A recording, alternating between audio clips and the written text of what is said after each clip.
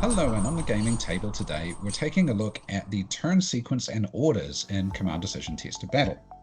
So just going over Command Decision, I'm just going to give you a very quick intro into a couple of the mechanics of the game here, and they are the turn sequence, or what happens in a turn, as well as the orders that troops can be given in the game.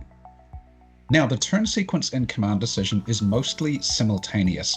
This is one thing I like about the game, is that most of it is not I go, you go. In other words, you're both sides, both sets of players, or player, if there's only one per side, is engaged throughout the game. There's a lot of things you just, you're there to see what's going on, to roll dice on your side of the table and so on.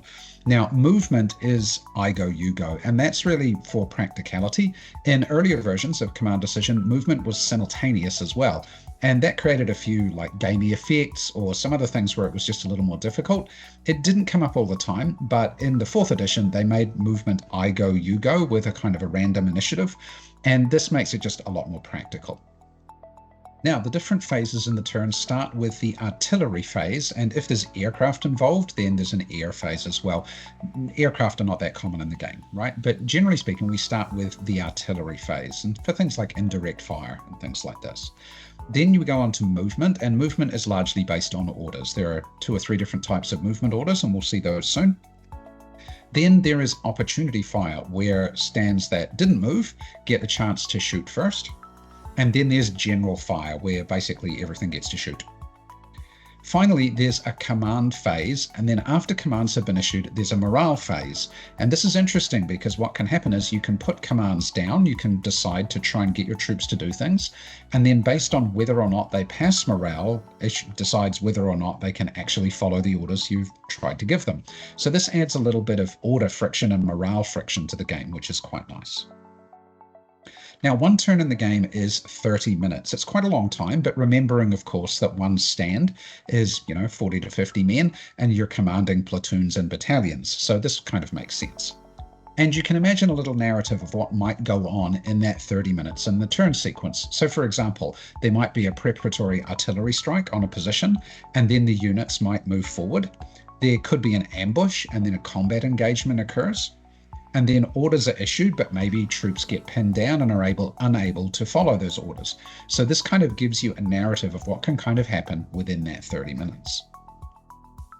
Now, in 30 minutes again, in a turn, the movement rates are actually quite high in the game, and this is by design. One of the design features of the game is it's not really how far you can move in that 30 minutes. I mean, a normal person can walk a mile in 30 minutes, right? It's not really how far you can move, but it's how far you're willing to move, given what's going on around you, given the terrain, given the possibility of enemy action, and so on. So this is quite nice, where you're not too restricted in terms of movement, and 30 minutes is quite a long time.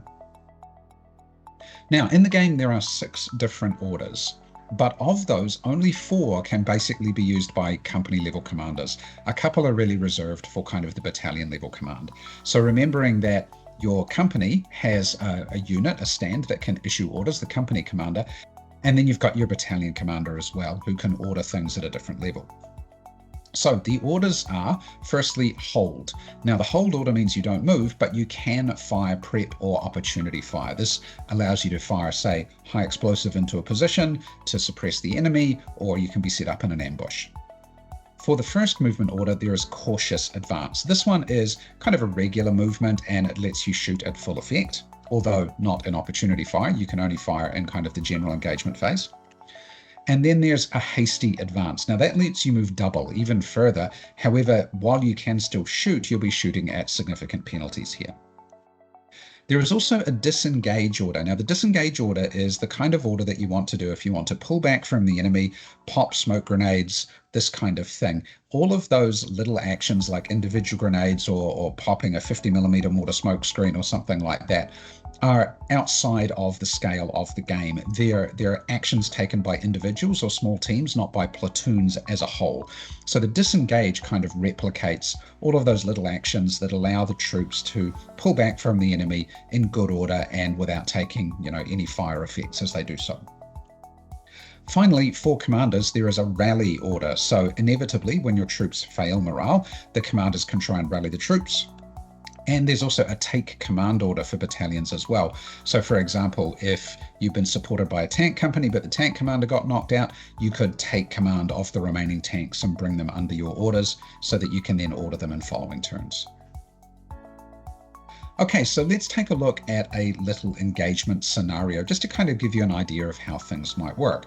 So let's say you're engaging a position, there's some enemy in front, perhaps you're not quite sure, but you know there's some spotted fortifications, some trenches and the like ahead.